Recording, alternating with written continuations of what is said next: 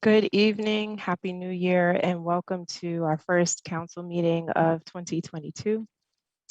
We are now called to order. The first item on tonight's agenda is the opening prayer, and I will ask Councilmember McBride to do that for us. But before I turn it over to Councilmember McBride, I'm going to try to do this without tears. We had some sad news last week. A beloved young man passed away suddenly, and there will be a memorial coming up for him. But Mr. Devontae Woodley, who we affectionately called Biggie, was like the town teddy bear. And he was a young man in his 20s who is no longer with us. And so if we could just have a brief moment of silence for him. He's lived in town his entire life and had such an impact and was like a celebrity at the community center with all the kids and staff. And then after that pause, we'll go right over to Councilmember McBride. So if we could just have a brief moment of silence.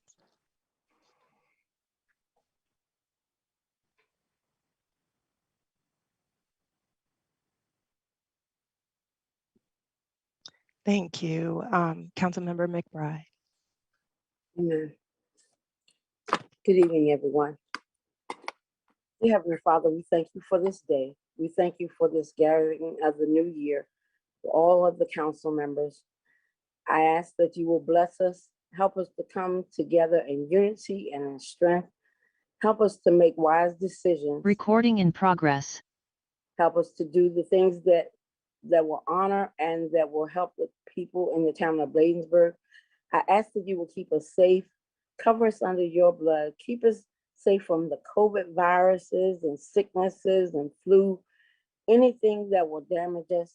God, we ask you to bless those that are bereaved today, strengthen their hearts, strengthen their minds, and let them know that their loved ones will be in a better place when they are at rest. And we thank you, Father, for all those that have lived and are living now. And we ask you to please bless us. Keep this council and help us, God, to do the work that we have been called to do, that the people have chosen us to do. We thank you and we bless your name. Amen. Amen. Thank you, Councilmember McBride, for that beautiful prayer. At this time, if you're able, please stand with us for the Pledge of Allegiance. I pledge allegiance to the flag of the United States of America and to the republic for which it stands, one nation, under God, indivisible, with liberty and justice for all. Thank you so much. So as we get into the approval of the agenda, similar to the work session, I noticed we didn't have the minutes notated next to each of the items. And so during discussion, I'll ask for some adjustments there. And I know Councilmember Rout and I talked briefly before the work session started about another modification. So in order to proceed with that, is there a motion to approve the agenda? So say. Moved by Councilmember McBride. Is there a second? Second. Seconded by Councilmember Blunt. So under new business, we have town vaccine event. So I'd ask for a friendly amendment or a friendly change to make that COVID so we can cover a few additional items under there, not just the town vaccination event. And the other adjustment is just looking down through the approval of minutes. If we could note 2 minutes for that section. Of course, public comments depends upon the amount that we receive, but unfinished business, 5 minutes for the bond bill. We have a lot to cover under financial business, and I believe a couple or at least one vote. So if we make that 15 minutes, Vito, can you do that? For the whole thing? 20, okay, 20.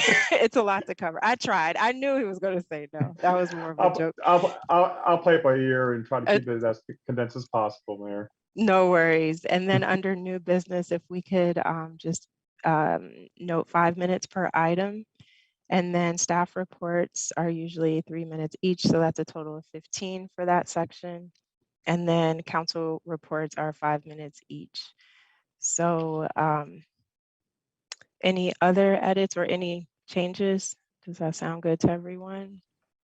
Mayor, I'll just add, the council did not receive draft minutes for November 8th, so just the December. Okay, thank you for that note. So we'll cross that out. All right, so with that, I'll call for the vote. All in favor, let it be known by the saying of aye. Aye. Aye. Any nays? The ayes have it. Thank you so much. So this month, we don't have any special appearances, so we'll move right into the approval of the regular meeting minutes for the November 8th, 2021 meeting. Is there a motion to approve the minutes? Approve. So moved by Councilmember Blunt. Is there a second? I can't. Second by Councilmember Rout. Any discussion, corrections, or edits? Hearing none, I'll call for the vote. All in favor, let it be known by the saying of aye. Aye. Any nays? The ayes have it. Thank you so much. We'll turn it over to Mr. Charnovich to take us through the public comments.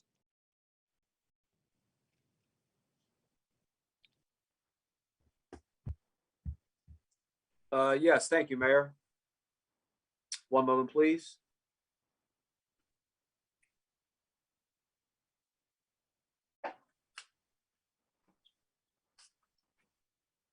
Okay, so this evening, we have received 4 public comments total that I will read into the record.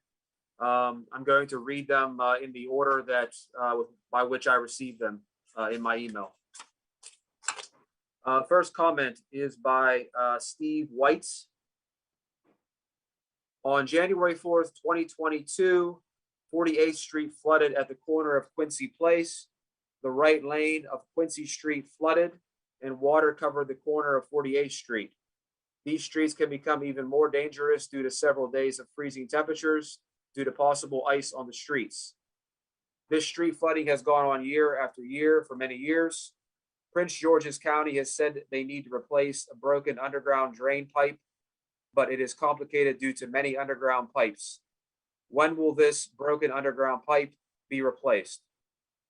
The right lane on Quincy Street keeps flooding due to the dirt gutter, which washes dirt down the street and then clogs up the drains. When will this Quincy Street dirt gutter be replaced with a cement gutter to stop the flooding and stop eroding the dirt bank? 7 years ago, there were state highway project plans to install a sidewalk on Quincy Street. 2 years ago, Senator Malcolm Augustine said he would help get the Quincy Street project done. What is the project number for this Quincy Street project, and when will this project be done? Prince George's County has budgeted $15.8 million ARP money for stormwater drains, maintenance, and flood mitigation to be spent in 2022. There is very little money budgeted for 2023 and no money for 2024. Bladensburg needs to push Prince George's County to get these flood and drainage problems fixed in 2022, while Prince George's County has the ARP money available. After 5 years of no maintenance, they are finally cleaning out and repairing our stormwater drain culverts. These stormwater drains got clogged and flooded in 2020. I'm asking Bladensburg to set up a town map showing all of the flooding locations and list flood prevention plans to address flood issues in Bladensburg. I am asking Bladensburg to work with the Prince George's County Flood Assessment and Mapping Team to resolve our flooding problems. I am asking Bladensburg to budget ARPA funding to use plants, etc., to stop dirt washout and replace dirt stormwater drains with cement drains. Many residents need help and flood prevention information to stop flooding in their yards, in their houses. Thank you, Steve Whites. Grab some water here.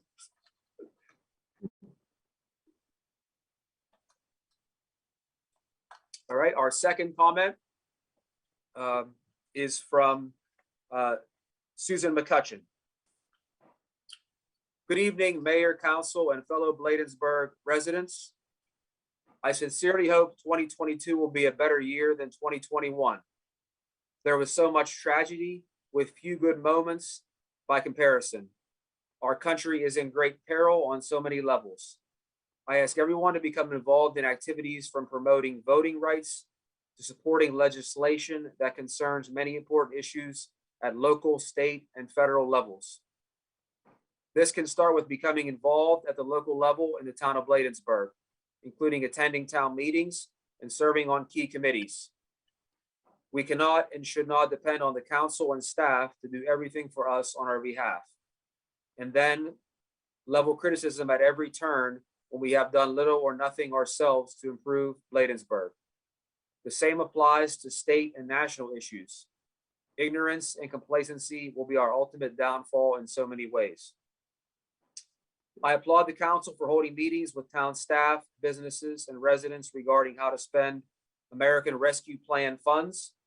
I participated in the sparsely attended meetings with businesses and residents, but understand residents are also sending in their ideas. I encourage more people to send in their comments. We residents need to participate whenever and wherever possible when offered the opportunity. And we can always call and write our representatives to offer our ideas or questions. On the SC Maglev issue, although the pause by the Federal Railroad Administration continues, our Maryland Coalition for Responsible Transit and Citizens Against the SC Maglev volunteers are occupied anticipating related legislative issues in the Maryland General Assembly and at the federal level. We are monitoring actions being taken by the Baltimore-Washington Rapid Rail Northeast Maglev Transportation Project developers. We thank Mayor James for her unwavering support and willingness to assist by testifying and serving as a presenter at many meetings, despite her town and job commitments. This includes recording a presentation as part of a video to be shown by the Friends of the Earth Japan at a virtual meeting and Q&A session originating from Japan in late January.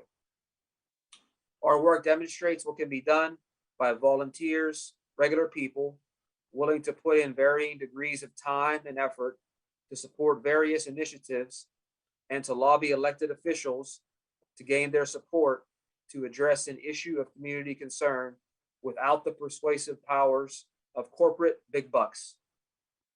Thank you. Everyone, please take care of yourselves in these harrowing times. Susan McCutcheon.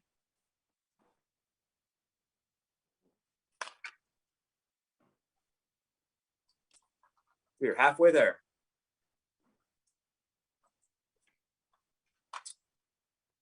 Our third public comment is from Jessica Carroll. Dear Town Clerk, I would like to raise the issue of the parking situation with the Town Council, particularly focused on safety.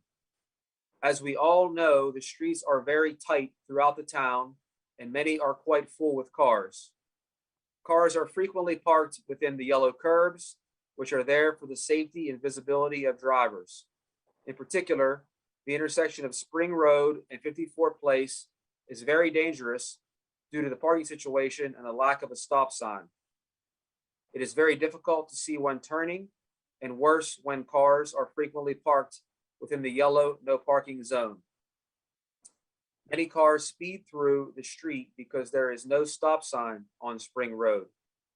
At many points while driving through the neighborhood, I have been unable to pull over to allow another car through because there is no open space on the street.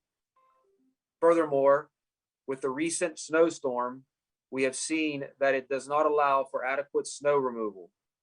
I hope that the Town Council and the Police Department will think through innovative solutions to the parking situation throughout the town. Many thanks, Jessica Carroll.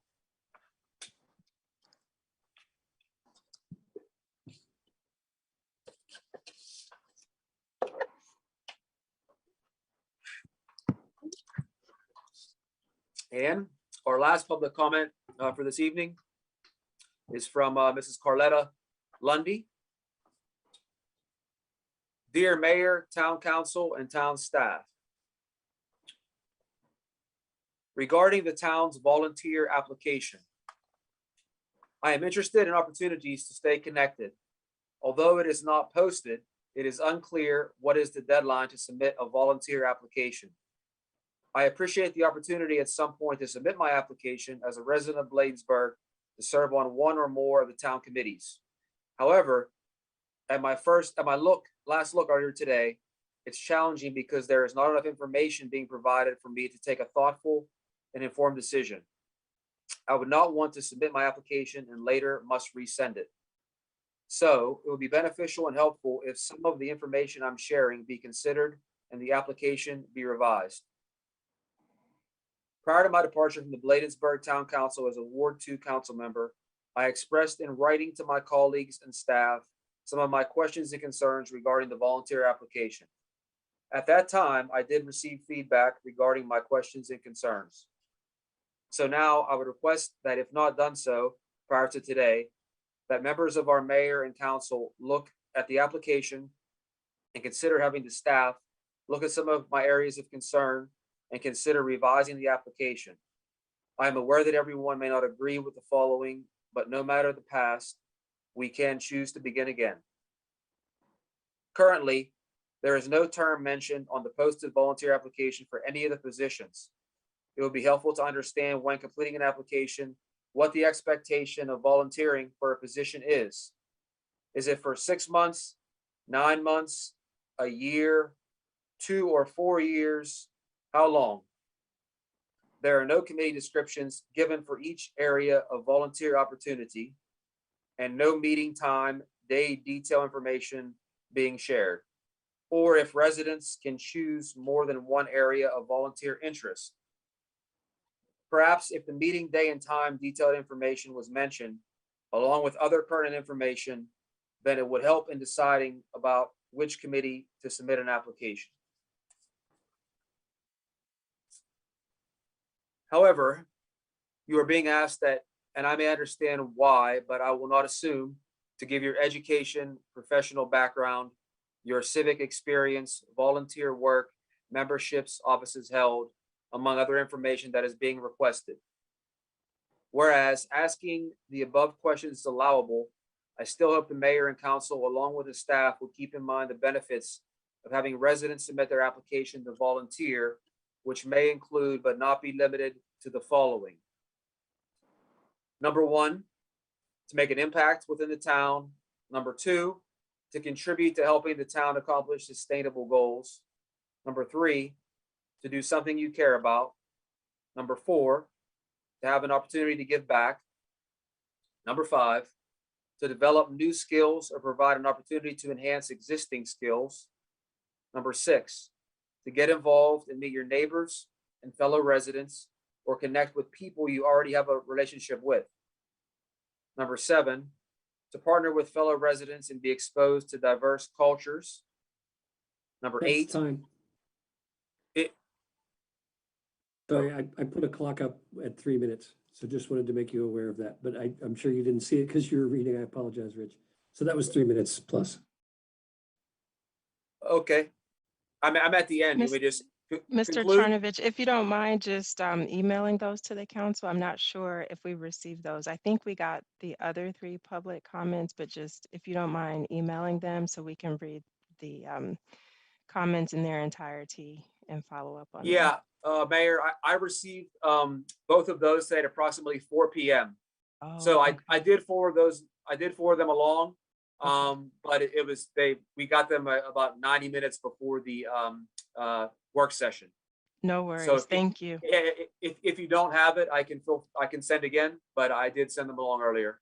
Yeah, no problem. I think everyone was in prep mode at that point and may have missed them. But thank you so much Understood. for everyone who took the time to submit public comments. We always appreciate your feedback and suggestions. The next item on the agenda following public comment is it's a bit of a recap from the work session, the State of Maryland bond bill recommendation for town hall replacement. So did you want to do just a brief recap, Mr. McGrory? And then I'm going to ask the council to take a formal vote just to reaffirm that we have direction from the body to move forward on that front. Thank you, Mayor. The direction would be much appreciated. And just to recap, as was discussed over many months and years, I'm sure staff and many members of this council have been aware of the situation with our capital plant and our facilities, not only at Town Hall, but the annex where we've got staff and the Public Works Department. Many of our facilities are in need of upgrade. A specific priority would be to upgrade, improve, or rebuild Town Hall.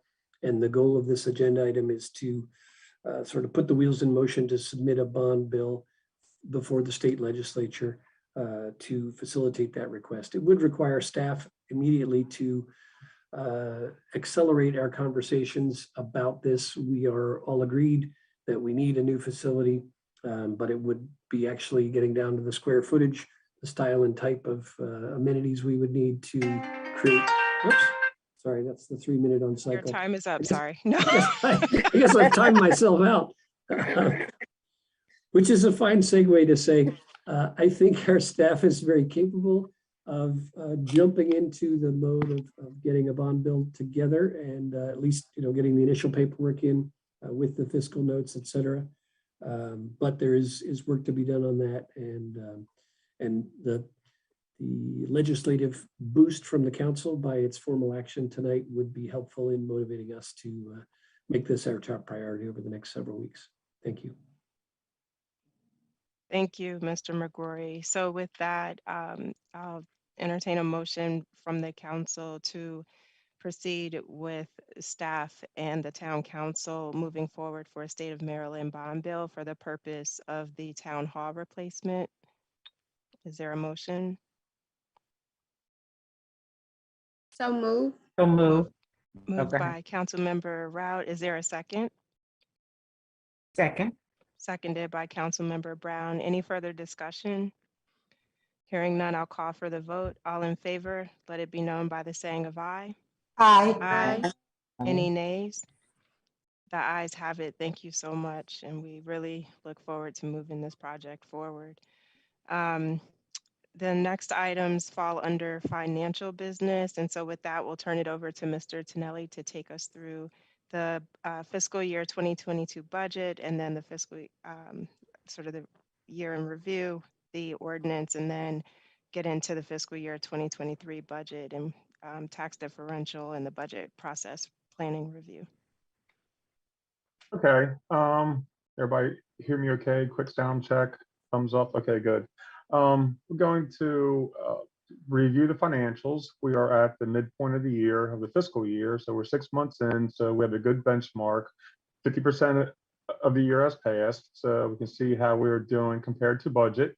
And also helps us to prepare and think about the budget cycle for this upcoming fiscal year for FY23. So I'm going to go ahead and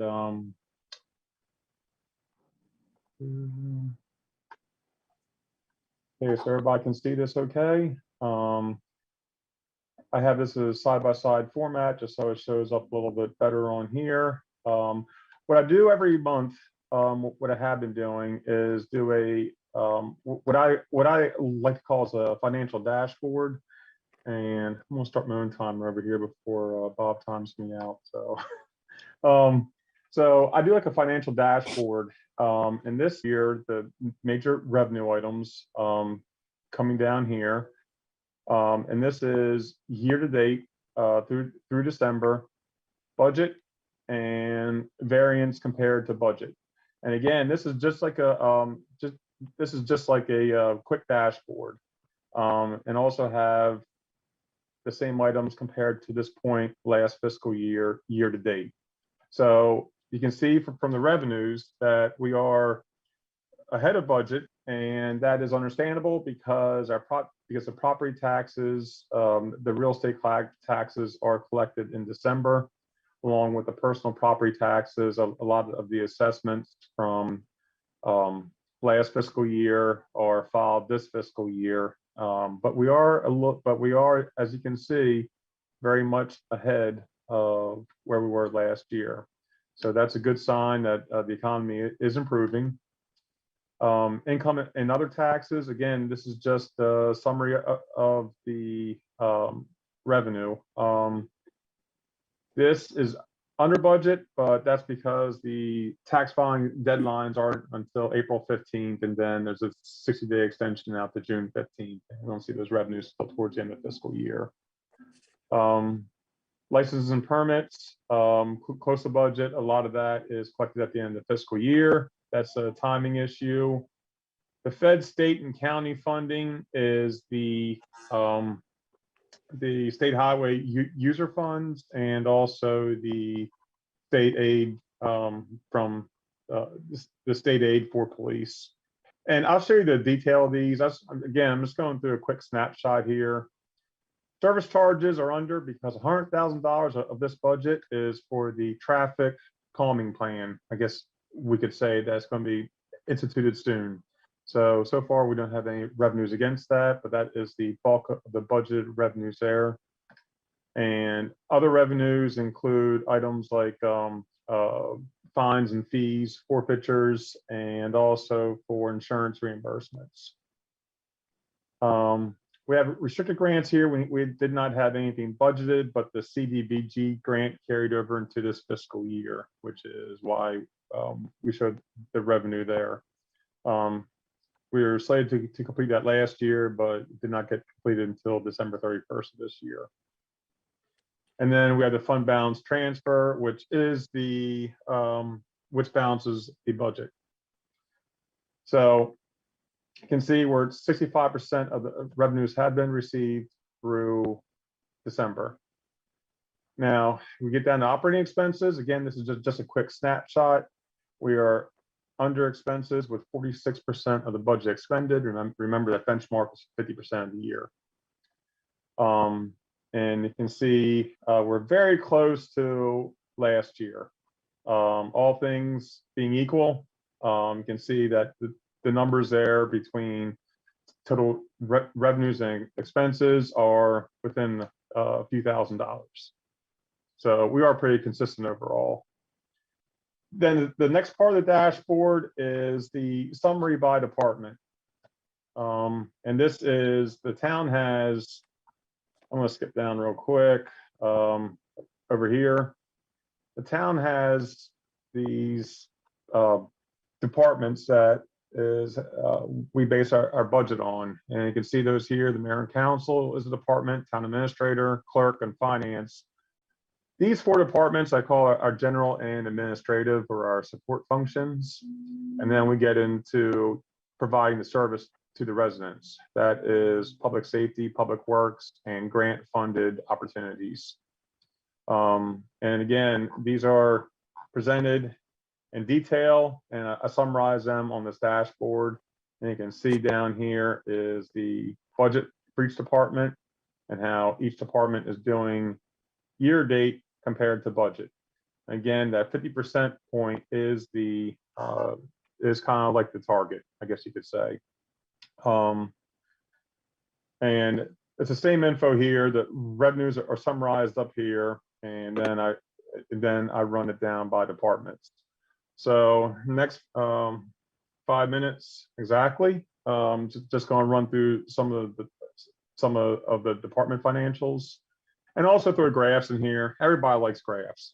You put a dashboard out there, you got to throw some graphs out there. You want something, because people don't want to look, I don't expect everybody, to be an expert in all these line items, but it's out there every single month for comparison purposes. You look back to FY16 or 17, all the same information is out there. So just trying to keep it consistent. But that's why I try to do a dashboard, just so something quick and easy. And you can also see, like on the graphs here, how the revenues by line item are doing compared to budget, and how the departments are doing compared to budget. Easy enough. Okay, so then we get into the budget summary over here, and this is the detail of the revenues. Remember I said there's property taxes, income tax, and other taxes, licenses and permits. You can see like the breakdown here of individual items. This gets more into detail. But the same information that as above, but now I'm showing it in a more detailed format. And again, this is shared every single month. The expenses, okay, so the expenses here in this budget summary are consolidated. All the departments are brought back in together to give a consolidated expenditure report. So you can see like the telephones, which might, or I'm sorry, like salaries or pay might be spread out across all the departments. Here, it's all combined. Okay, so you can see like we're total at 48% of budget for salaries. Problem with that is our workers' comp came in actual quite a bit higher, and that's happened to when I was at Mako, it happened to everybody across the state. It hit everybody because Chesapeake Employers is the main insurer for all the municipalities and counties, and everybody got hit with pretty much a reassessment. So now we're all kind of like talking in the background, you know, who can we go with and everything else. So, but not to talk too much about that, just getting down into the last couple minutes, just getting that down to the meat of the department financials. And this is something that, you know, I would like you all to start thinking about, because this is what we're going to be talking about during the budget process. Now, we've always presented this way. It's not the treasurer's budget, it's really the town administrator's budget. So I'll be working with Mr. McGrory, maybe do a different budget presentation, because, you know, it becomes a town administrator's budget until it's adopted by the mayor and council. So I'll be working with Mr. McGrory, who'll be driving a lot of this, and we'll take you all through that. New council members, renewed council members, current council members. We look forward to the process. Getting down into, you can see the individual financials here for like the town administrator, town clerk, again, your administrative functions, finance department. And I thought is really for the administrative functions, they really could be combined under like the town administrator, because that is the support function. You know, all these departments are the support function for your service providers, like your public safety, which includes code enforcement, communications, the cops unit, and then into public works. Public works department includes our highway projects, and which are funded by the highway user fees. And then our last department here is the grants. Again, there's no budget for the grants this year because we thought the CDBG project would be wrapped up a lot quicker than it did, and it kind of stalled out this summer. So, but grants is normally income in and back out again. There's no surplus to the town or deficit to the town. It's money in and money back out again, unless there is an administrative piece, which there rarely is. The question came up about the ARPA funding. How are we going to show this? It's going to be similar to a department statement. I want to keep it separate, and it'll be federal funds coming in and ARPA grant expenditures going out. So that is how that will be presented going forward once we identify sources for projects. And I'm right at 10 minutes there, so I'm going to stop right there with the financials. I'll take some questions. So Mr. McGrory, I do see your hand. Did you have a question for Mr. Tonelli? No, I was just going to jump in with two things. One was a time check, and two, I wanted to frame the pivot from that mention of the ARPA funding to the next sub piece of the agenda. But if council members have questions, certainly this would be a great time to have. Yeah, let me just pause first before we transition. So from the council members, are there any questions for Mr. Tonelli about the mid-year review on our financials? Okay. All right, over to you, Mr. McGrory.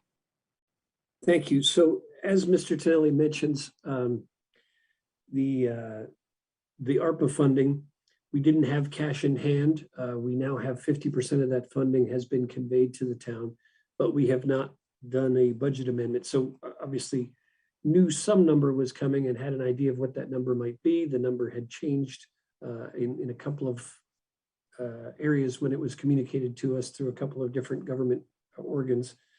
And so now we've got half of the $4.9 million in hand and another half coming later this fiscal year, we believe. So have put forward sort of placeholder budget ordinance to, one, receive that money into the income side of the budget, and two, be able to expend some of that money on the outflow. And I know during these visioning sessions and previous to that, we've shared ideas among the council and staff, the community, the residents, businesses, about their interests in things that ARPA money could be spent on. One of those things that was already mentioned during the work session was the ARPA grants manager position. So by formalizing this budget amendment, we would pull in some of that money and be able to into the revenue side of the budget and be able to spend it on the expenditure side. So the next item on the agenda, 9A12 or I2, is to do first reading of a fiscal 22 budget amendment. And I would anticipate, I'm going to ask Mr. Charnovich if he would do the reading when you're ready for it, Mayor. But just wanted to frame it. So you see there are no numbers put in there. And the only two items that appear so far are one, showing on the plus column, an addition on the expenditure side for the ARPA funds. And then the second item is showing equal amount that would be outflow. And this would be zero net budget impact. I anticipate that by the time we get to second reading next month, we will have turned this into what is customarily a clearinghouse budget amendment, sort of a mid-year check-in of, hey, where are we on overtime expenses, on some unforeseen expenses that may have come up. We may have additional things that we know, and I think we're going to talk about later in the agenda. In addition to the ARPA grants manager, I know the council members have discussed some specific items they want to fund ASAP out of that ARPA funding. So we will, over the next month, put together a full-scale budget amendment with other items that will be recommended by staff and certainly then available for the council's debate, modification, and decision. So if there are questions from the council, I can take those on the substance, and then otherwise we can turn it over to Mr. Charnovich for first reading of the budget amendment. Sure. And so I know tonight is just the first reading. So presumably if the council does vote in favor of it, the figures will need to be plugged in for the final reading. So this can be posted and communicated to the public. And right now, as you said, we've received about half of the funding. So is it not appropriate to drop that in here since we already know what we're working from at this point? So it's a great question. The funding can be spent, can be committed between now, it must be committed, sorry, I should say, between now and the end of calendar 2024, and can then be spent on even beyond that for an additional year or two. So I think the timing of how much of that money you deploy, what we would deal with in the current fiscal 22 budget is what we intend and can actually spend between now and July 1st of 2022.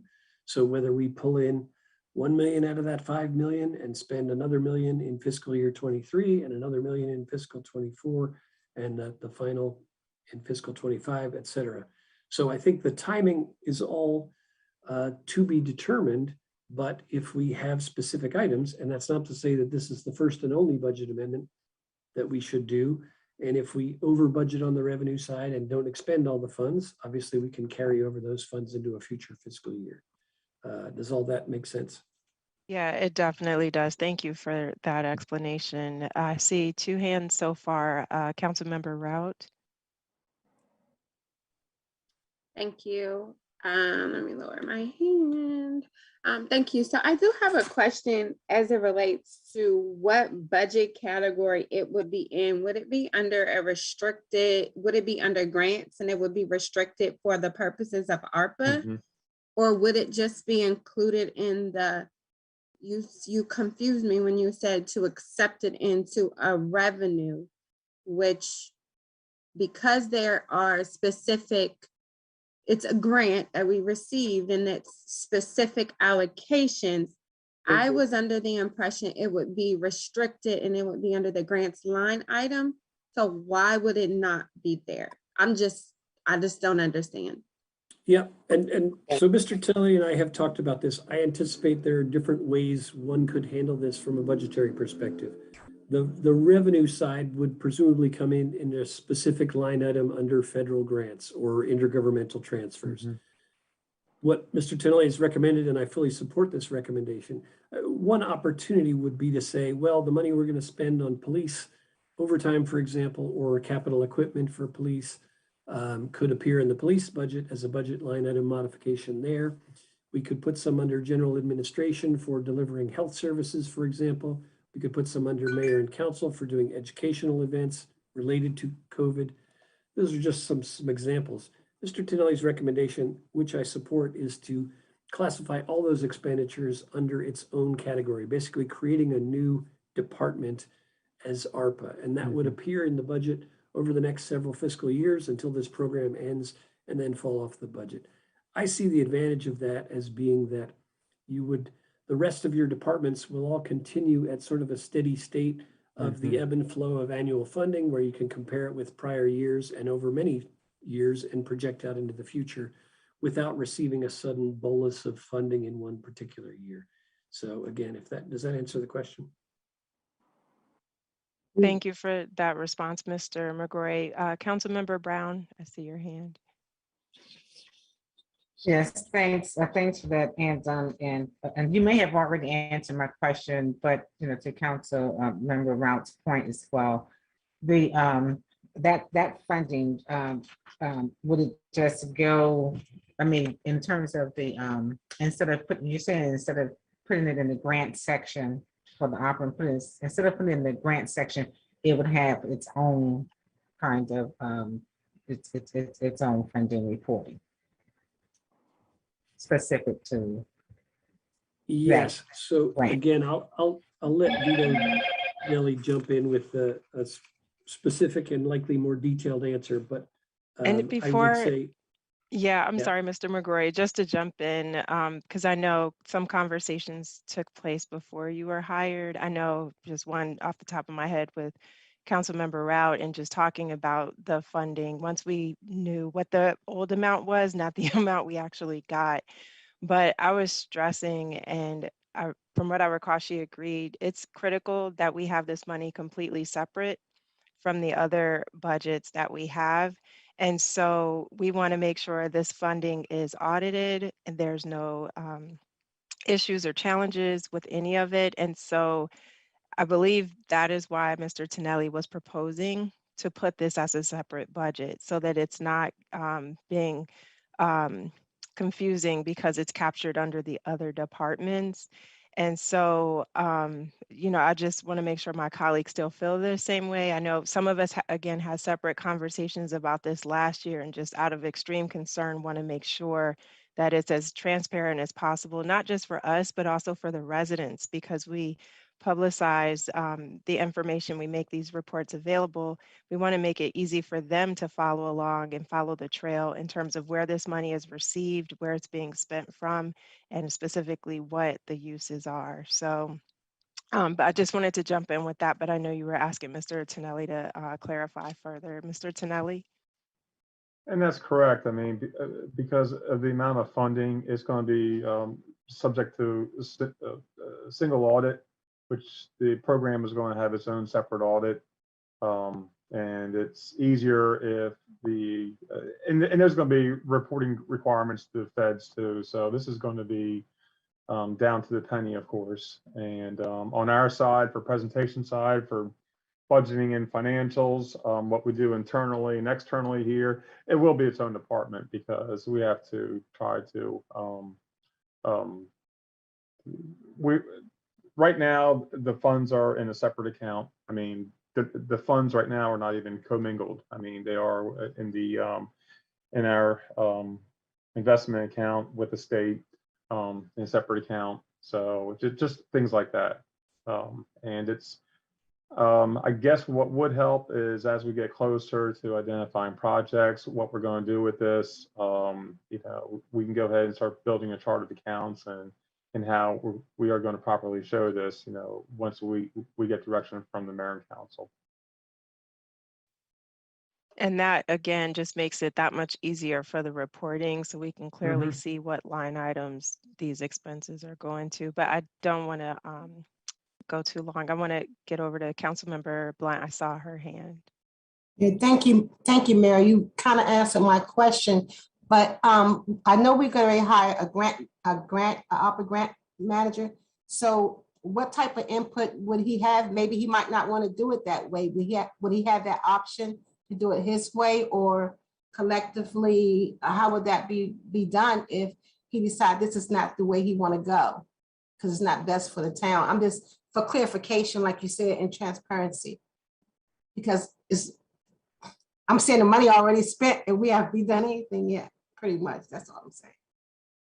Yeah, that's a really you. good question. Thank you, Councilmember Blunt. But between, and I'm calling all of you experts, from Councilmember Brown, Councilmember Rout, each of us in the staff who've worked with grants, but this is something we talked about based of our collective ideas and thoughts. And so no disrespect to that individual coming in, but just having it separated out from all the other departments, I think you all are right. That's our best decision at this point. I can't imagine what else they would come in with in terms of a recommendation for reporting, but I think it's up to us too, because ultimately we'll be responsible for every dime. So we need to agree on how we want to make sure that it is captured in our budget and, reported on. So I get that, but ultimately it's on us. Yes, ma'am, go ahead. And will we have a meeting to, I know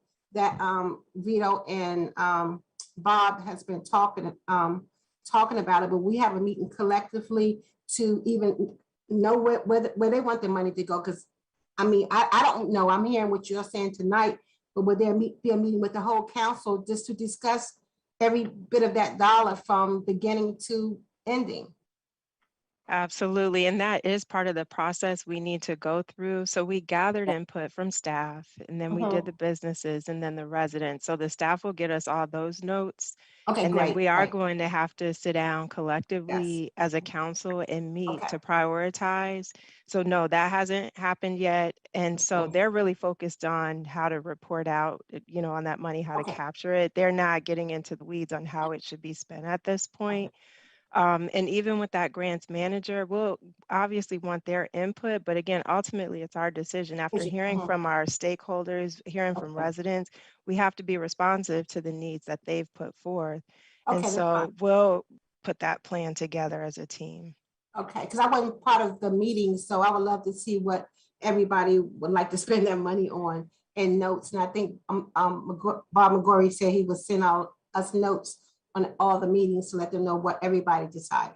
Exactly. So I look forward to get those notes. Thank you. Yep. And then, council member, we may have ideas that weren't reflected in any of the visioning sessions. So at least it gives us that opportunity to bring those in. And then once we have everything on the table, start having that conversation. Okay. Thank you. No problem.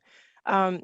McGorry, I want to just toss it back to you. So I know the next step, or actually, let me just scroll. I'm sorry, my screen is shifting. Councilmember Brown, I'm sorry, I'm glad I checked. I see your hand now.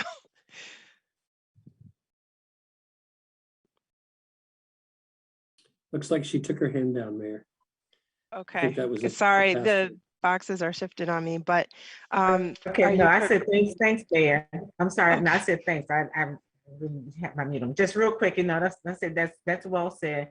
And to piggyback on what you were saying and thought is that for a grants person, that would just, give them that budget and oversight, and where it's not commingled or it's not mixed with the other budget, and they could just, focus directly on that, and it shows full transparency and everything. So But yeah, and the vision session was good as well, because we had residents, we've had a lot of good ideas, and no money has been spent up to date from that, because we just received in 50%.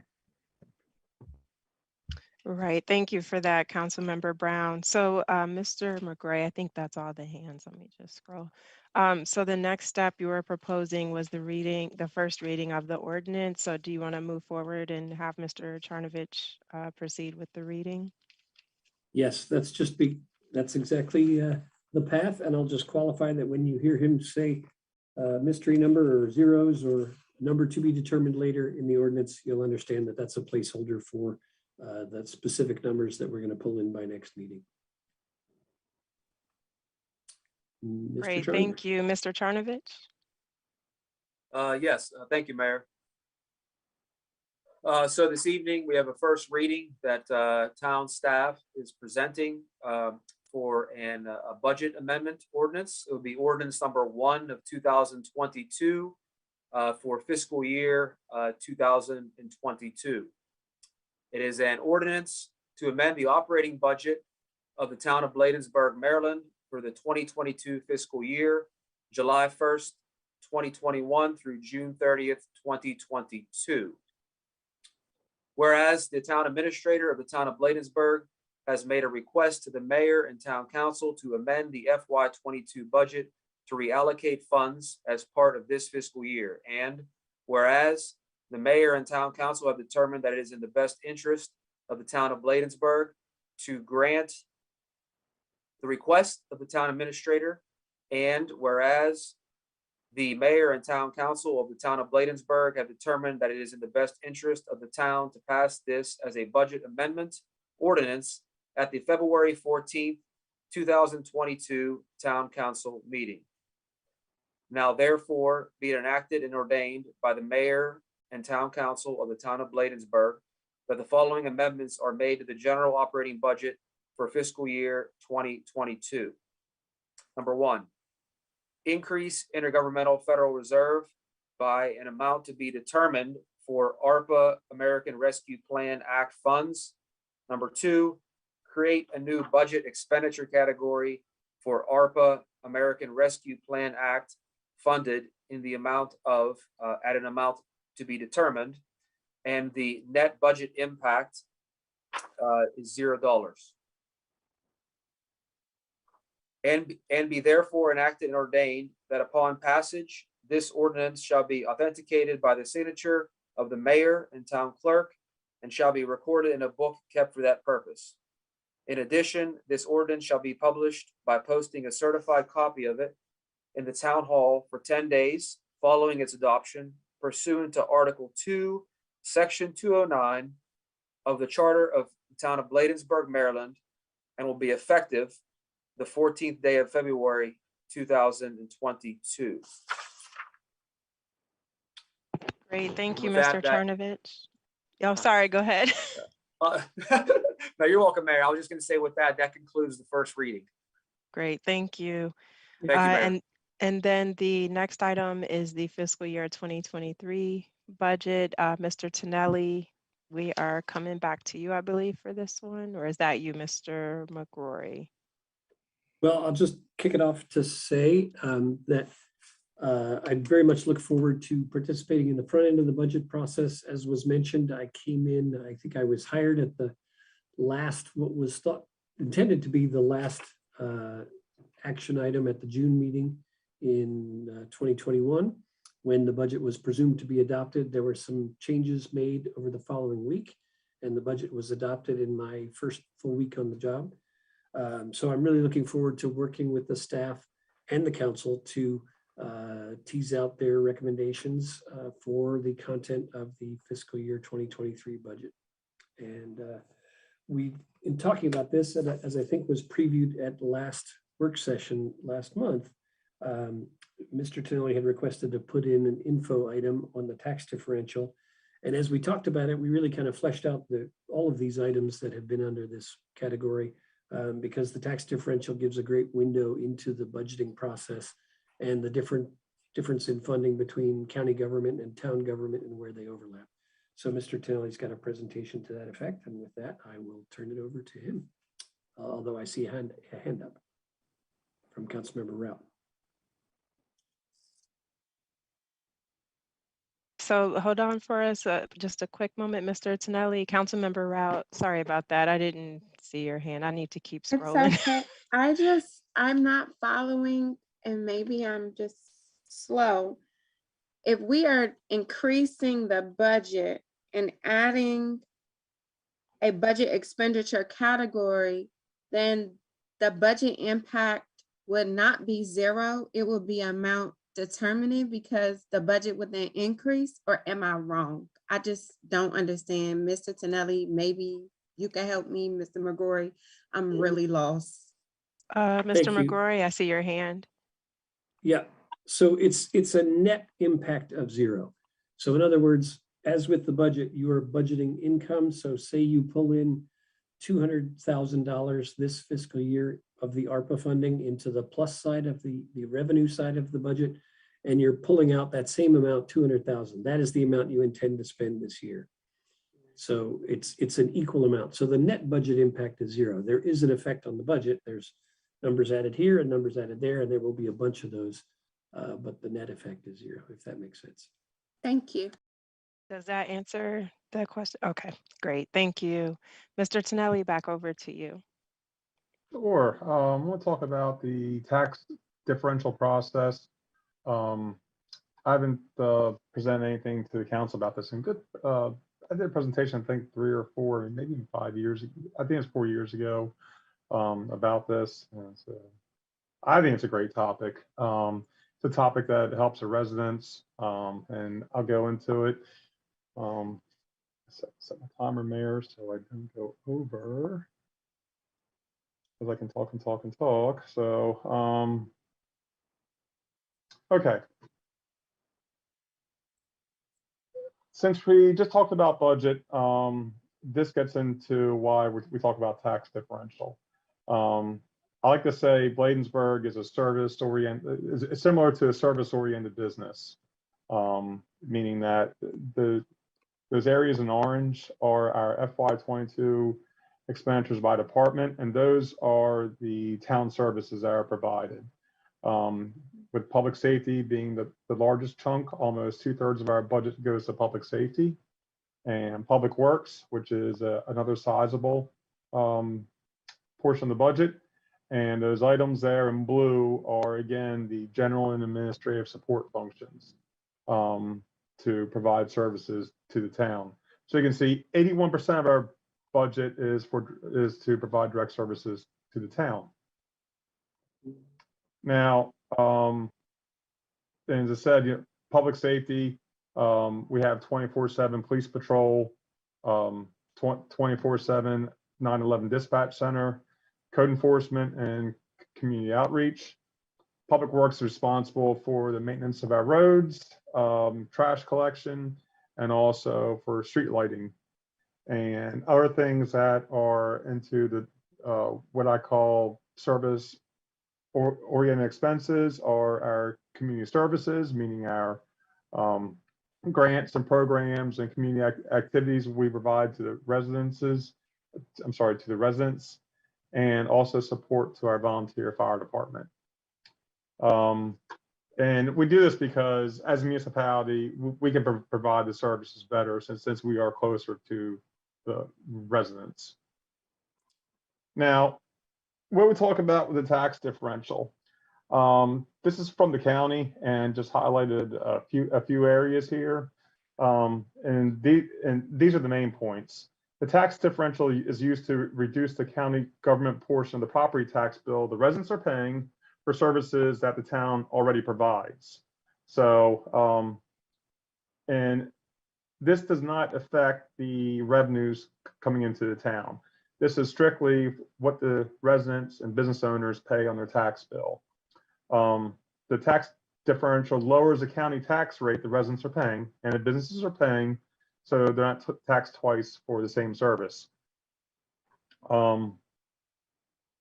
And the timetable is in October and November, we applied to the county and it's a lengthy process. We have to do a lot of narratives, a lot of justification of our services, and why basically we are doing a better job or doing something instead of the county providing the service. So we have to make the justification to get a lower tax rate for our residents and businesses. And I'll walk you through an example here shortly. And this is something from the county. I pulled back up, say from 2016, same thing again. The county established the municipal tax rate differential program to avoid the double taxation to residents for programs and services that the municipalities are providing. Okay, I don't expect you to go through this whole thing, but here is how the county and we come up with the tax rate differential. And this column here, the county assigns the tax the residents pay to the county, I believe right is $1 per $100 of assessed real property tax. I'm just going to focus on the real property tax. There's a separate calculation for business personal property, but for timing's sake and for residents, I just want to focus on the real property tax rate. There's also a whole calculation follows this for the business personal property tax.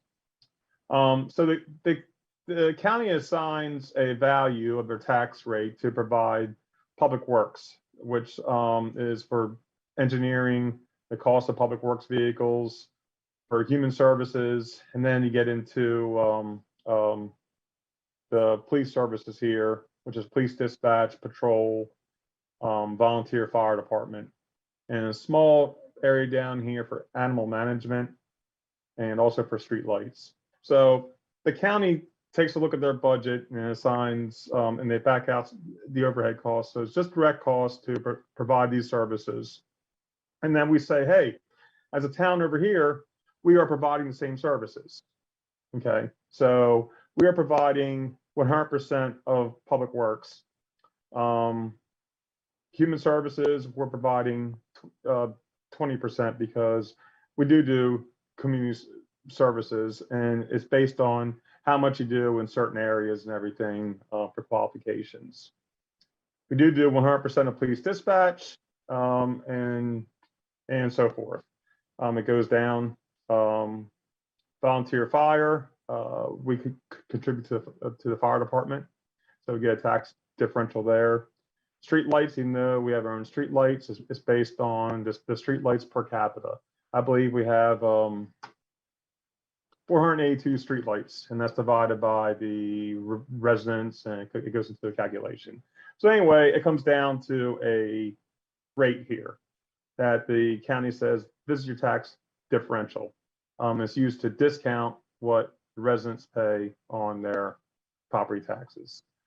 And it fluctuates. And it fluctuates based on basically on the what's available, what the county has available to give out. So it's based on their fund balance, their anticipated revenues, and also the assessable tax base. The county has been very generous to us. You can see where it dipped, in tougher times, but overall they have been very generous. And we've even, like, when it's dipped down here, we've even appealed it. And so far, because we're fighting for the residents basically to pay a lower tax. Real quick, I won't go through this whole thing, but let's just say that a property is assessed at $208,000. This would be the town tax that the resident would pay on it, and the county tax rate. So you come up with the full tax there. Okay, that's what the residents see on the property tax bill. Okay, that's if there's no tax differential and they're paying the full boat of that county tax. Okay, tax differential says, hey, we're going to discount your county tax rate by the previous 3 years average tax differential. Nothing's easy with accounting. They just can't take the one figure, so they got to average it out. So, but that's, government, so it's all good. So just as long as the residents are getting a discount on their tax bill. So here's an actual tax bill. Okay, I took the address off, and this is the last slide because I'm at 6 minutes rounded way down. So you can see the town tax is there, but the county tax for this resident got discounted down. Okay, and that's these two items here. It's not paying that full boat of that $2,100, so they're discounted down. Okay, so it's only $300 or $400 per resident, but multiply this by how many single homes do we have in the town? And this does not come to the town. Okay, this is a discount that the residents and businesses are paying on their property tax bills. So we go through this every year. We make a very solid case because, of course, we want the biggest bang, for the buck for our residents. So I just wanted to touch on that because as we build the budget, we have to justify what we're doing in the budget, providing services to our residents to go back to the county and saying, hey, this is our budget. We're providing these services so that the county does not have to, because we're providing it. So, hey, cut them a break. So, and that's what the tax differential is kind of in a nutshell. Great. Thank you, Mr. Tonelli. And thank you also for going back and appealing when we don't always get, some of the percentage numbers that we won on the categories that you had up on the screen. Because any time we can help save the residents money, it's a huge win for them. As you said, it doesn't come into town revenues, it's money going back to our town residents, which is very, very important. So we definitely appreciate that overview. Give me 1 second to scroll. Okay, I see a hand from Councilmember Rout. Thank you, Mayor James. So question, Mr. Tonelli, I know during the COVID-19 pandemic, the town has provided, in my opinion, more services to our residents than the county. Is there a way that we can get credit for all of the food services that we have brought in? The COVID-19 response, is there a public health emergency category? Well, I'm glad you asked about that because I brought up for community services that we are bringing an Arpa grant manager. We're going to be doing a lot more community events. And they said, well, the Arpa funding separate. You can't apply for that because that's already its own separate pie. So that was the first appeal I lost. And I was like, really? It's still coming into the town. We're still providing the service. But we did get 20% of that category because of the other services. But but the grading scale there is you have to provide, rental assistance. You have to provide a lot of individualized support functions versus a broad community events or outreach. And I tried, and we were not successful in that appeal for that. But the only positive side about that is the community services was a small portion of the tax differential, and they expanded some of the other services for public safety. One of the strange things they really focused on this year was animal control. A lot of questions about animal control and justification about it, and we had some conversations about what happens when there's an animal complaint. What do we do? And we had to put all the steps in there, and then we got knocked down because we don't have a per se animal holding facility. But I think we put loose animals in the holding cell before. I'm like, hey, we have a holding cell, and they said no, it's not a separate facility. I said it is separate with the doors closed. I mean, it just goes down to that much detail. The whole time you're trying to, you're looking for pennies more on that tax rate to be reduced. So, but we did get, what did I see, 10% or 20% animal control. I thought we would get 0. So hopefully that answers. Does that answer? Okay, great. Nothing is 100% clear with this, so you just keep throwing it all out there and throwing it all out there and throwing it all out there. So Yeah, it's about as clear as mud, right? it's all good. Yeah. All right. Well, thank you for the overview, not just for the council, but also for our residents on tax differential. Hopefully, many of them better understand what it is all about, how it benefits them, and the importance of it, and appreciate your advocacy for that. And before we let you off the hook, Mr. Tonelli, we also have the budget process preview.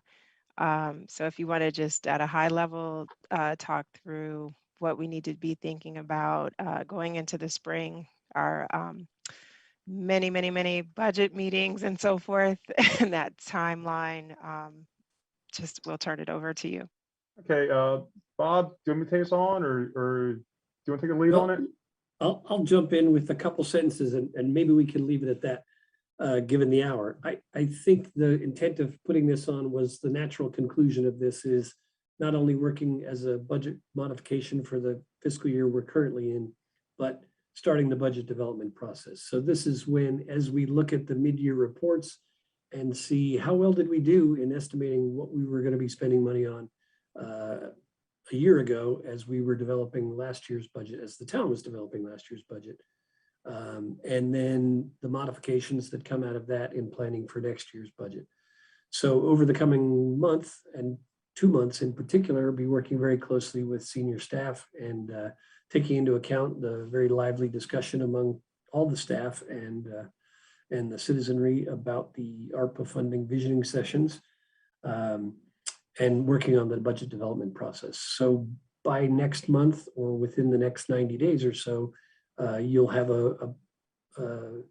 some ideas on high level categories that the staff wants to expand in the coming year, as well as a budget timeline for the development and hopefully timely adoption of the budget this fiscal year. So I'm not sure there's a whole lot more we need to say at this point than that, but Mr. Tonelli, anything to add? Or sorry, Mayor, I defer back to you. Thank you, Mr. McGrory. Mr. Tonelli, any additional remarks? No, that was the goal of all this, as Mr. McGrory said, is kind of get everybody thinking about the budget process, what goes into it, and just to touch on the financials and everything. So it's, as he said, he's going to be, helpful in driving all this. Because again, it is a town administrator's budget, so and we're just there to support the town, the mayor and council. So we will come up with a timeline as it gets closer. I mean, we are at the half-year point. We normally start this in March and April, but we can really start this at any given time. So and we typically do the budget sessions and the constant yield discussion April, May. But it can go till June. You can start in March. So it's just this is just to get everybody primed and thinking about it. Yep, trying to warm up those Yeah. brain muscles and get ready for all those spreadsheets. I love it. Well, thank you again. We'll proceed on to new business. And Mr. McGrory, I'll turn it back over to you to walk us through the position classification plan update. Thank you. Well, just looking at the current budget, we are budgeted this year for in excess of $3 million for compensation. So the compensation is a huge proportion of our budget and obviously has a very real life impact on the staff who serve the town so well. And so the main goal of this is, again, as I'm new in this role over the past 6 months, the council has not, in my 6 months here, adopted a formal classification plan. And the build out of that, in my opinion, starts with the pay scales. So in the last fiscal year, as I recapped at the outset of the meeting, and I'm just trying to pull up my notes here so I can read from it.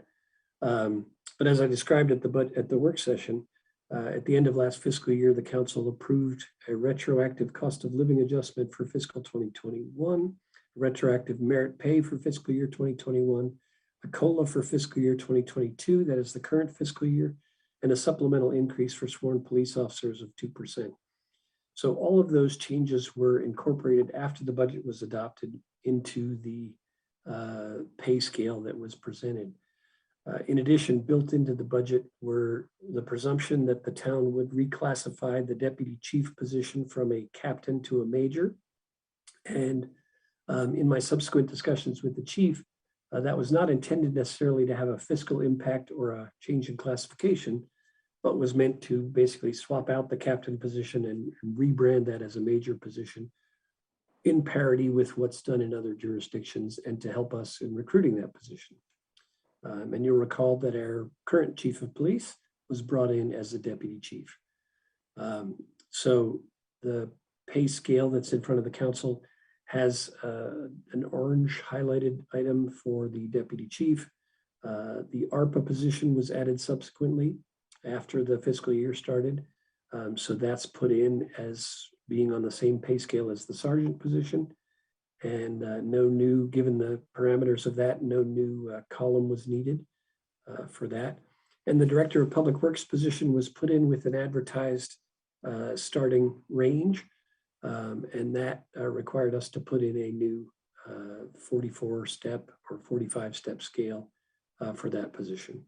So the purpose of this is simply to inventory those multiple council actions that took place to adjust pay at the budget adoption and the subsequent creation of the ARPA position, consolidate that all in one place so that we can build out a transparent human resource and public facing scale for the council's development and use in the future. So we would then use that scale in considering COLAs that could be added for the coming fiscal year. As I'm sure everyone is aware, inflation is a big concern that is talked about almost daily with the Fed, the newspapers, the federal government. And so its impact is eroding gradually the pay of staff over time as the costs for goods and services continues to increase. So this scale will enable us to adapt to that in the immediate future and in the budget development process as well. So I'll leave it there unless anyone has questions, but the simple ask of the council tonight is to formalize its adoption of the pay scale. And then that will be the thing that we use to recruit and hire staff in a transparent way and develop the future budget as was just discussed. Great, thank you, Mr. McGrory. It's pretty clear. Thank you for the time it took it also in just adding these various positions in here to just make it easy for us to review. Seeing no hands at this time, I'll move forward. Is there a motion to adopt the FY 2022 Bladensburg pay scale? So move. Moved by Councilmember Rout. Is there a second? Second. Seconded by Councilmember McBride. Any further discussion? Hearing none, I'll call for the vote. All in favor, let it be known by the saying of aye. Aye. Aye. Any nays? Aye. The ayes have it. Thank you so much. Thank you again, Mr. McGrory, for walking us through that. The next item, this was one of the adjustments we made when we amended the agenda, but to change this heading to COVID-19 for a couple of reasons. So given the uptick in cases with the surge and the latest variant, Omicron, there's issues and concerns in the community as it relates to testing. And so that is one of the items we want to touch on. We also want to touch on the potential for doing our next vaccination event. And the other item was for masks. So I'll just quickly touch on the first couple, and then I'm going to turn it over to Councilmember Rout. But over the new year, well, going into the New Year's holiday, I was approached by the Maryland Black mayors about trying to purchase rapid tests for residents. But again, it was a holiday weekend and didn't seem appropriate to try to get the staff and council engaged at that time. So I did talk to Mr. McGrory and suggest that he look into purchasing within his town administrator purchasing authority as many rapid test kits as he could get so that he could move on that immediately, and then just really work with the staff in terms of implementing how we get those out to our residents. But separate from that, Councilmember Rout had some interactions with residents expressing concerns and reached out to Mr. McGrory and suggested that maybe we just talk about it tonight so that we're not capped at the spending power of the town administrator. We really give some more latitude for him to move forward with a specified amount of test kits. And as I said to Mr. McGrory, the things are, this particular variant, it's so contagious. I feel like we need to at least offer 2 rapid test kits per household. And I don't want to get into the weeds of how the staff plans to distribute those, but just really feel like with the way this variant is working so quickly, we have a lot of people in Bladensburg who need help. But Councilmember Rout, I want to turn it over to you to talk about that as well as your concerns with the masks. Yes, thank you, Mayor James. So not to, I agree with everything that you had shared and submitted. And in speaking with Town Administrator McGrory today, he had shared, and I don't want to speak for him. So Mr. McGrory, if you want to correct me if I get anything wrong, but in recalling our conversation that he was in attendance, he and Mr. Tonelli were in attendance on a couple of sessions with the Council of Governments.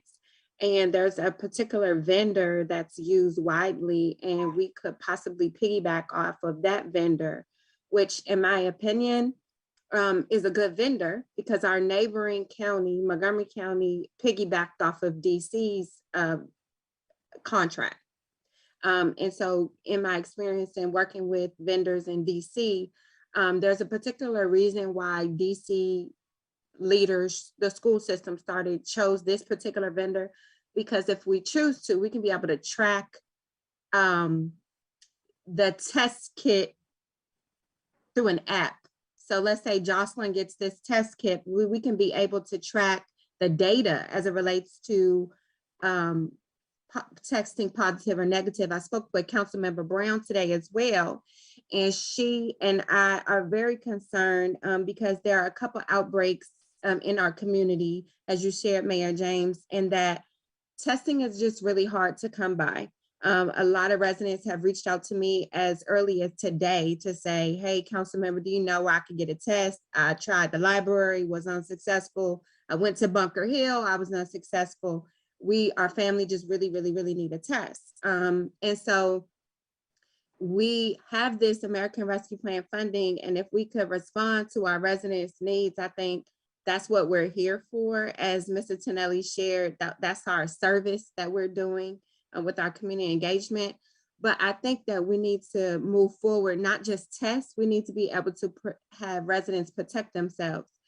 Those, I'm gonna call them like the regular surgical masks that we were using in the past, those gaiters, that's not full protection, as we heard from our residents who attended our American Rescue Plan visioning session. We really need those KN95s.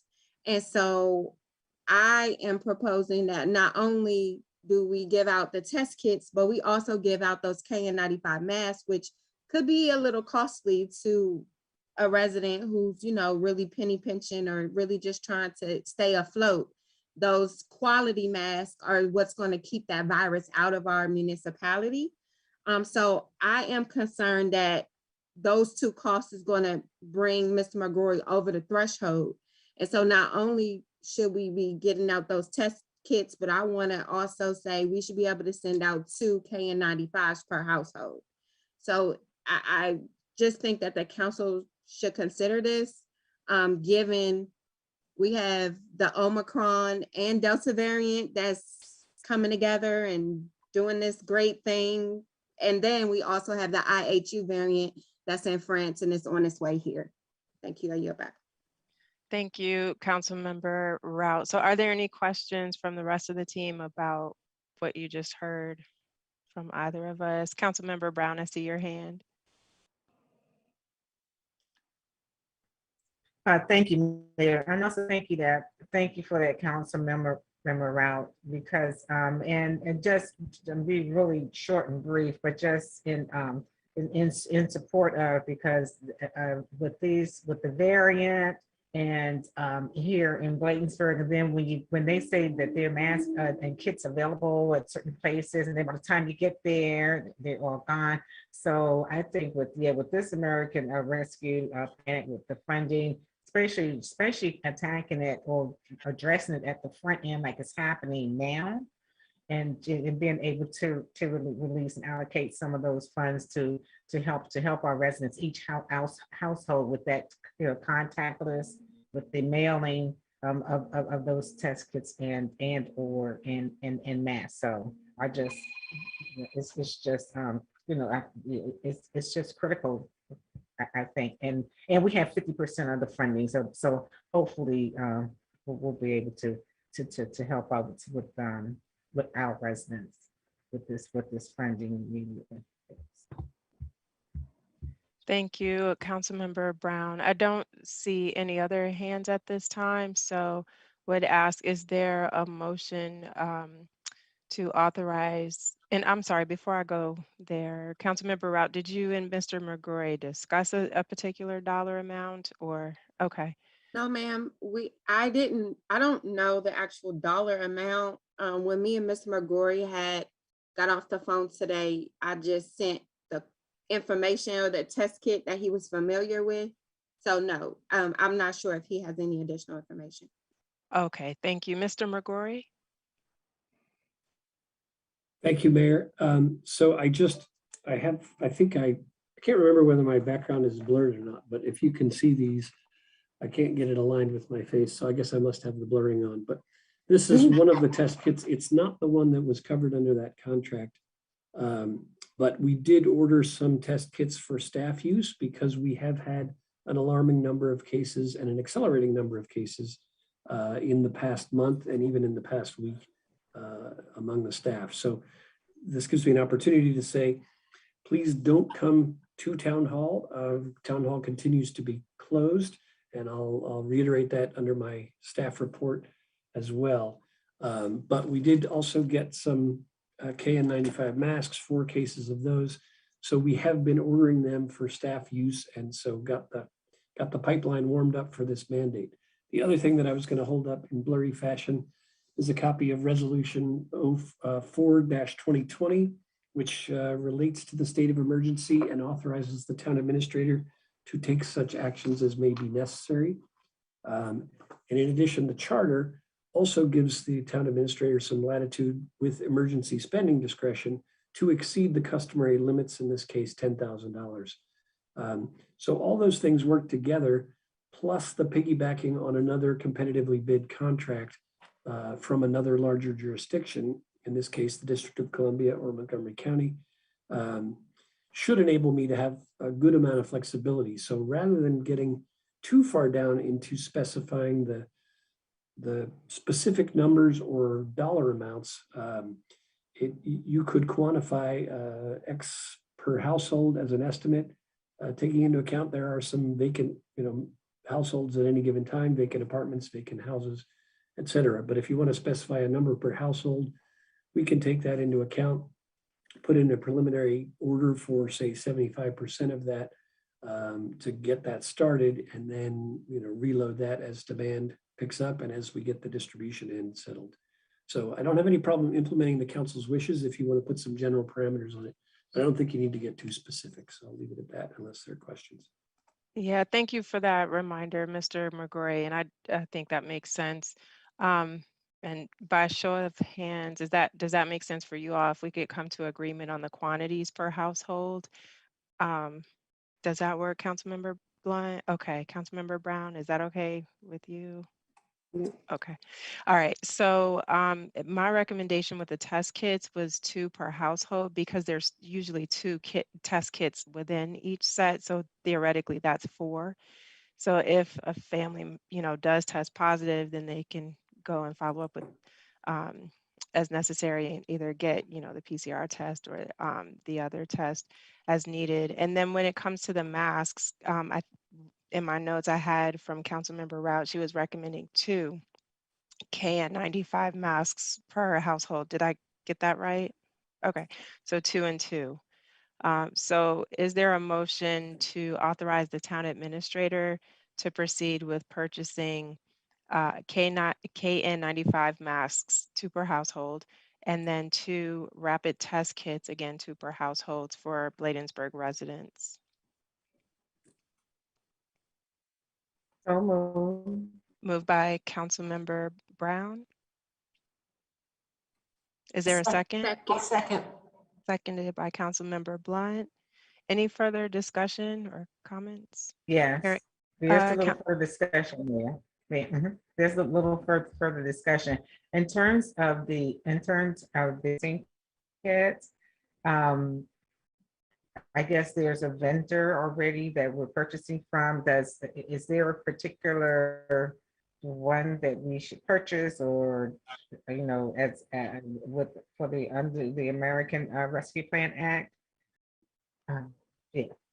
So just to clarify, Councilmember Brown, this is an immediate emergency purpose, so this will be out of our current operating budget, not the ARPA funds.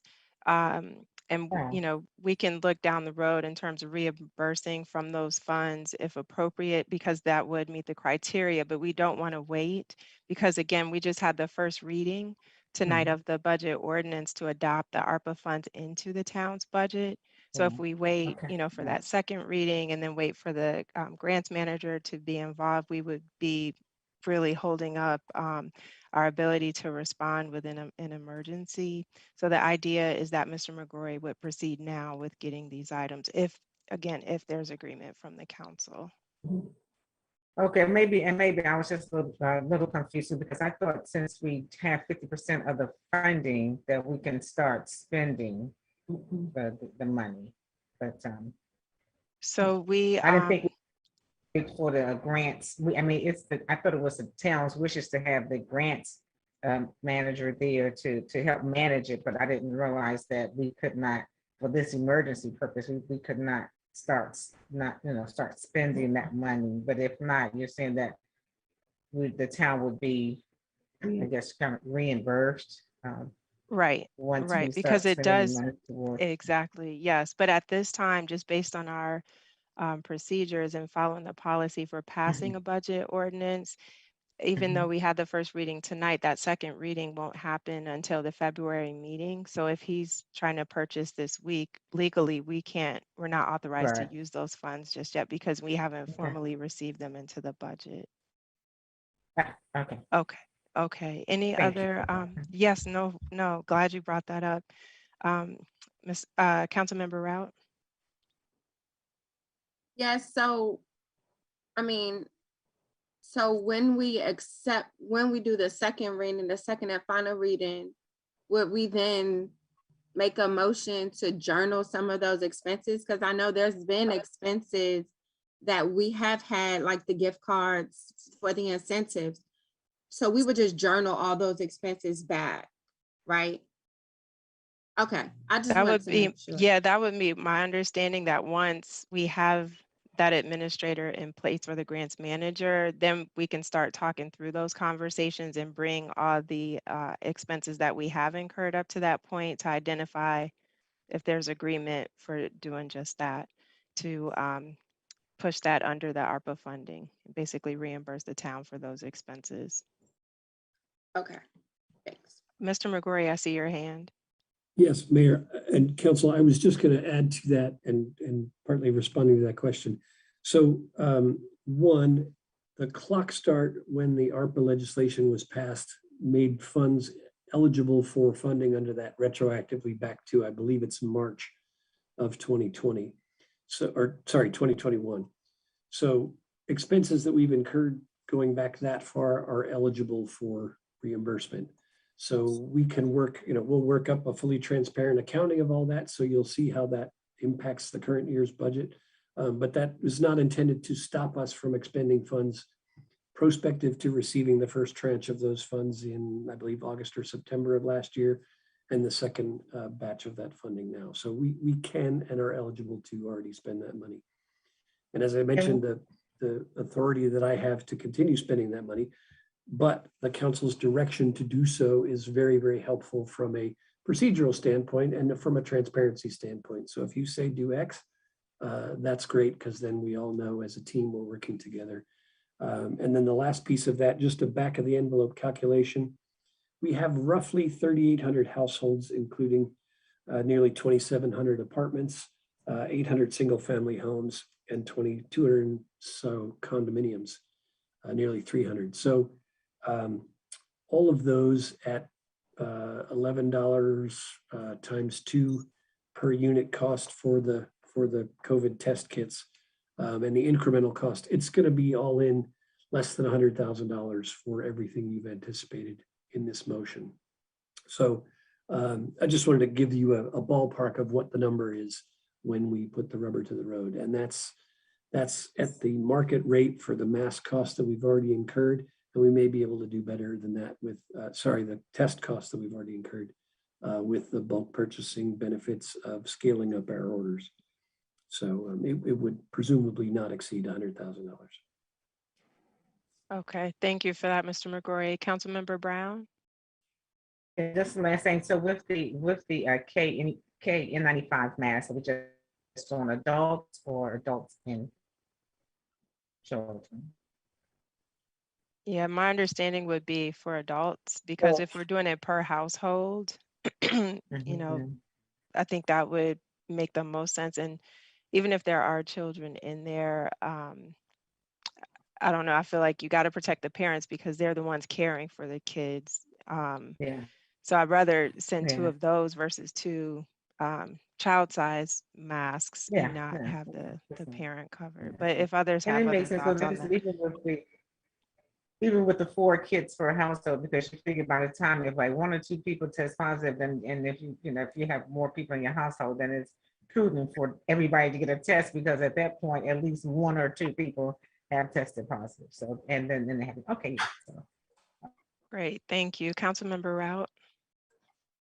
Thank you, Mayor James. I was actually preparing a written statement to our current school board member to impress upon for our public schools that our children's masks at their school should be upgraded. So that was one thing that I would be working on to send, and I'll circulate my correspondence to the town council members, because that way the kids will be covered if they attend a public school, and they could just use them. Because when we give out those KN95s in my professional setting, we do encourage the staff to wash them. So those KN95s, they're durable enough that you can rewash and reuse them. So like a couple times. So if the students are getting some KNs from their school, they can be able, they're kind of covered. Gotcha, thank you so much. So any further discussion before we call for the vote? I don't see any other hands. So with that, I'll call for the vote. All in favor, let it be known by the saying of aye. Aye. Aye. Any nays? The ayes have it. Thank you all so much. And thank you for all the great ideas. And then last, and certainly can keep this quick, but just wanted to also mention here that in light of everything that's happening, I think we need to start preparing for our next vaccination event. And so I can connect with Councilmember Rout offline to get that going, because it does take some time to get it scheduled based on our partners with that. So just wanted to put that out there as well. We're trying to do more vaccinations, the masks, the rapid test kits, just to really help people deal with this emergency situation.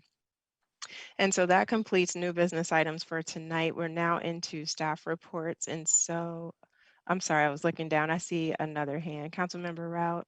Yes, I know we're going to connect, but for in the purposes of full transparency and listening to our residents that attended, incentives really work. So I know we just, voted for Mr. McGrory for these masks and everything, but I really think we should consider some type of incentive. I don't know what that looks like, what it is, but incentives really work to really encourage people who may be on the fence to push them over so that they can get it. That was some feedback that Councilmember Blunt got, but I mean, we had incentives for the kids, but literally like they work and the evidence shows in research. Yeah. Great idea. So definitely appreciate that feedback because we have to use every tool in our toolkit to encourage people to come out and be vaccinated. So um, I'm trying to think. I mean, realistically, I think we'd be hard pressed to squeeze a vaccination in before the end of the month, just given schedules. So we may have to come back at the next meeting with an ask regarding any sort of, whether it's gift cards and different things from the council, or do you want to just, since we're all convened now, just do a vote to authorize Mr. McGrory to purchase gift cards once we have the vaccination event scheduled and in place, and we have an idea of how many people would be attending, to just give him the authorization to purchase some incentives. And we can work with him as well, Councilmember Rout, on what they are. Gift cards may not be the end all be all, but just to have it on the record now. So I'll entertain a motion to authorize Mr. McGrory to purchase incentives for the upcoming vaccination event that will be held by the town of Bladensburg. So move. Moved by Councilmember Rout. Is there a second? I'll second. Seconded by Councilmember Blunt. Any further discussion? Hearing none, I'll call for the vote. All in favor, let it be known by the saying of aye. Aye. Aye. Any nays? The ayes Aye. have it. Thank you so much. Okay. And again, thank you for that. Next, we are on to staff reports. And so I don't see Mr. Hall on the line. Mr. McGrory, I don't know if you are planning to include him in your report, but I'll move on to the treasurer's report with Mr. Tonelli. I get to go again? Good. No, actually, I'm going to defer because we already went through the financials, and we already had a big chunk of that on the agenda tonight, so I will go ahead and defer. All right, thank you so much. And I know Chief Collington is not available this evening, but I'm sure we'll get his written report and that'll be posted online as well. Over to you, Mr. Charnovich, for the town clerk report. Thank you, Mayor. Yes, I have nothing this month either. I will defer my report unless anybody has any questions for me. All right, thank you so much. And Mr. Thank you. McGrory, coming over to you. Okay, I think I finally got unblurred. So here's a test kit, and there's some masks from our order. And these are KN95 masks in individual packages. So we are actively have ordered some, have gotten some in. We've had staff use them and had tests of both kinds, positive and negative. So I do want to use we'll take the entirety of my staff report to say that please exercise caution. We are all 100% on Zoom for this meeting. And this was something the staff had talked about with the council. And I'm delighted that we are aware of the benefits of teamwork and being in the same room when you're having conversations, but this is necessary again to readapt to the current crisis that's reemerging. Staff is trying actively to do more remote work and keep staff members from interacting with each other. So we are working to do that in a way that is hopefully seamless to the public, but our message to the community remains the same, which is Town Hall is closed to the public and has been since the start of COVID. We have done that with fingers crossed during the election. We had folks come into Town Hall to cast their votes, and we've made some very, very few exceptions to that general mandate. But please take seriously and don't put staff in the position of having to come answer the door and interact with you. When those things have been necessary, we've been happy to step outside, bundle up in our hat and scarf, and wear a mask and step outside and have some brief conversations. But really, we're asking the public to do their part by communicating. If you've got a police report to file, the police has begun requesting that those routine requests for reports be done by telephone, et cetera. So each department is taking steps to mitigate the risk to its staff. And we appreciate the support of the public.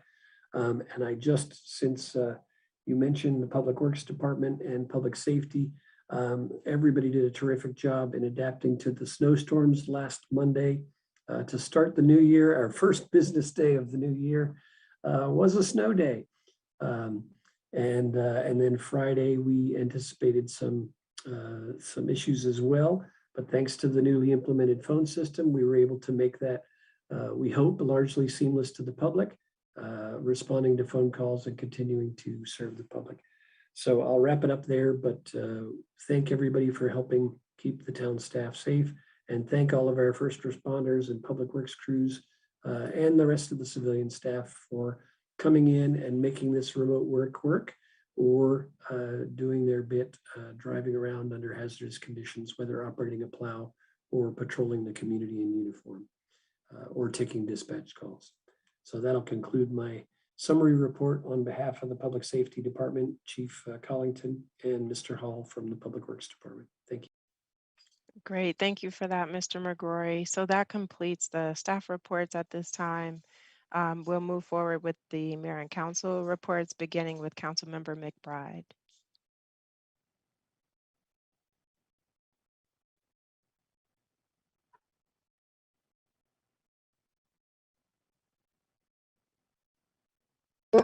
Forgot. Sorry. I attended the Yule log with the seniors from Parkview. I truly enjoyed it. And they did too, especially the marshmallows. I attended the toy drive. With my Diane Fennell and Senator Augustine. And I attended the computer raffle with Councilmember Blunt, which I truly enjoyed, at Emerson House. And then she did the next one at Parkview. I attended that one. And I missed the one for Emerson, for Newton Green. And I did sign up for the farm committee. I received my welcome email from them, and I will be attending the first virtual session on February 11th. That's it. Great, thank you, Councilmember McBride. We'll turn it over to Councilmember Blunt for the next report. Happy New Year's to everyone. Only have two things. I attended the vaccination shot for this route while she was delivering her bundle of joy. And also, I want to thank Bob McGorry and Rich for being there with me to give out those computers. I tell you, seniors are something, but I love them. So again, that's all I have. But I really want to thank you all for taking me around and delivering those computers. It made it easy for me. Thanks. That's great to hear. Thank you, Councilmember Blunt. Next, we'll move over to Ward 1 with Councilmember Rout. I want to provide an overview. I participated in a lot of virtual things since I was in my final month. At the last council meeting, I wasn't present because I was in the hospital giving birth. Well, I was recovering from giving birth. I gave birth to a beautiful baby girl. Her name is Jordan. And I am delighted that she is here. And so I have just been taking this time to bond with her, but I have been responding to residents' requests via email. So one thing I would like to highlight is the illegal fireworks that has been taking place in Ward 1. Not sure if it's happening in Ward 2, but it definitely has been happening in Ward 1. So much that Jordan's sleep is, kind of broken when she heard those fireworks, as well as our dogs are affected, our pets. And there are lots of individuals who suffer from mental health issues like PTSD. And so I just want our residents to be aware that, you may be celebrating holiday seasons, but it is, if the fireworks do affect other residents, and let's operate being good neighbors to one another, because fireworks are illegal in Prince George's County and definitely illegal here in the town of Bladensburg. And so I've spoken with Chief Collington And he will be doing more with reminding our residents that fireworks are illegal, especially around our holidays, because it seems that that's where we get an uptick. But I just wanted to make that announcement today. And so I'm looking forward to working with the mayor and the town council on our COVID mitigation strategies, responding to residents' needs, looking at our storm drain issues that I've received some correspondence from multiple residents. And then today, the parking issue. I think we need to reenact the parking committee and their work and see how we can move forward. I want to take this time of personal privilege just to thank my colleagues for all of the gifts and the labors of love that you've given Miss Jordan and myself. I want to thank residents for the food you all have been dropping off to me. I really feel loved, and I'm ready to go back to work. Honestly, I'm ready. So I have a couple more weeks, and you can email me if you need me. That's the best way. And just to keep your mask on when you're around others. I don't care if you're going just to visit your neighbor, your family member, mask up so we can stomp out this COVID. Mask up, COVID down. All right, thank you, everyone. Feel back. Thank you, Councilmember Roughton. Again, we congratulate you on the addition to your family last month on the day of our meeting. It's a special day. Next, we'll go over to Councilmember Brown for Ward 1. I like that Councilmember out, mask up, COVID down. Well, I want to say Happy New Year. So once again, to all to the mayor, council staff, and residents. Want to just be real brief. During December, attended the of course the District 47 Legislative Toy Drive, which was held outside as well due to the COVID.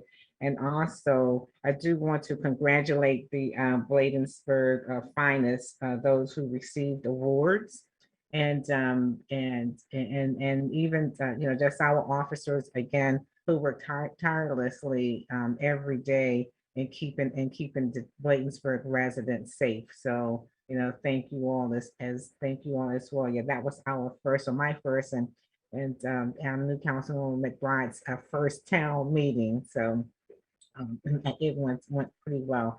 I just like I said, don't have a lot. I mean, just looking at moving forward, working with the mayor and council and the town residents and the staff on a lot of the great works and opportunities that we have before us. So I'm just very excited about making sure that we continue to do the work for the for our town people, continue to be the public servants that we were hired to be. So that's really pretty much what I have to say, Mayor. And yes, definitely, stay safe, you and your families, and look forward to more future and interaction with the residents. Yes. Great. Thank you so much for that, Councilmember Brown. And so I'll be brief as well. So last month was a busy one with the holidays, holiday travel and the like, but I did have the opportunity to facilitate our last MMA Exec Committee meeting. We're working on the annual winter conference and just kind of trying to decide whether it needs to be virtual or in person, given the upticks. A lot's going on there. Also had an opportunity, along with Councilmember Brown, to attend the World Ebony Network event on December 10th, which was a great opportunity to interact with some of our African immigrants in the community and just make the connections. During the event, it was a holiday reception, but we heard from one of our local students, Isatu, I forget her last name, but she's a student at International High School of Langley Park, and just shared how important it is to have certain services for students who are immigrants to this country, learning English for the first time in high school, plus the subjects, math, and adapting to the US culture. And so it was really a good eye-opening opportunity to remember our children and the experiences and support that they need as they're making adjustments into our society, our educational systems, and so forth. And of course, she was accompanied by her teacher, who we all know, Miss Kashia Thorpe. Enjoyed being a part of the annual Shop with a Cop event and want to shout out the police department, in particular, Officer Cedric Tanksley, who spearheaded that. We also were fortunate to receive some support from Toyota of Bowie with that, so we were able to be a blessing to more children this year. But as in previous years, it was amazing to see so many police officers from so many different jurisdictions just coming together, spending the time one-on-one with these kids, talking to them, finding out what they're interested in as they were doing their shopping, and just to see our officers or state troopers in a different light, because, as most of us know, state troopers don't smile, but they smile for these kids. So it was just really a beautiful experience to have. And the owners of Toyota Bowie also enjoyed or attended as well. There was another toy drive in the community, which I had a chance to attend, by Now Foundation. And these young men who are in charge of this foundation do so many awesome things in our community, back to school giveaways. And they helped over 400 families with diapers, wipes, toys, blankets, and food over at the Bladensburg Community Center. So it was really great being able to connect with them. And then, as you all know, as a town of Bladensburg event, we had our very first Merry and Bright bike ride on December 11th. And that was a wonderful event in partnership with Park and Planning. And so everyone who's either on the Zoom room right now or watching on social media, we need you to be prepared, because we need to do this again in December 2022 and get more families out there on the trail, just doing something different for the holidays. But it really was a great opportunity to come together and have a unique outdoor experience for the holidays. An important event that happened also was the Prince George's County Municipal Association's legislative meet and greet on December 14th. Councilmember Brown and I attended that, and that's where we presented the legislative priorities to our state, county, and federal officials. It was a reception with the idea of not having a sit-down dinner because of COVID and having a lot of long-term interaction. People could just kind of come in on a flow. And I think that it worked very, very well, just given the situation that we're in. Cards were produced with the legislative priorities on, almost like a bookmark. So we made sure that our legislators walked away knowing what the specific things are that we need their help on, because we don't just want them to come and eat a piece of chicken. We want them to remember we need their help throughout the year with many, many priorities. So on the state side, it was construction, maintenance, and replacement of sidewalks in our communities, bus stop shelters along state roads. Police reform is still on our list. And then for county legislation incorporating inclusionary zoning and accessory dwelling units, county zoning laws, county partnerships, meaning expanding access to county crisis intervention services.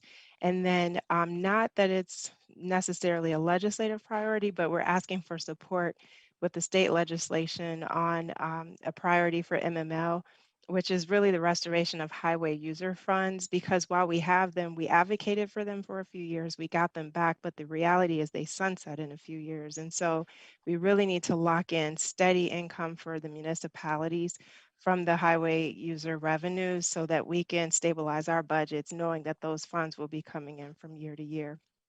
So again, everything else is written up. I think, Mr. Chernovich, I'll email this to you as soon as we wrap up so you have the final copy. But with that, that completes my report and brings us to the final item on tonight's agenda, which is adjournment.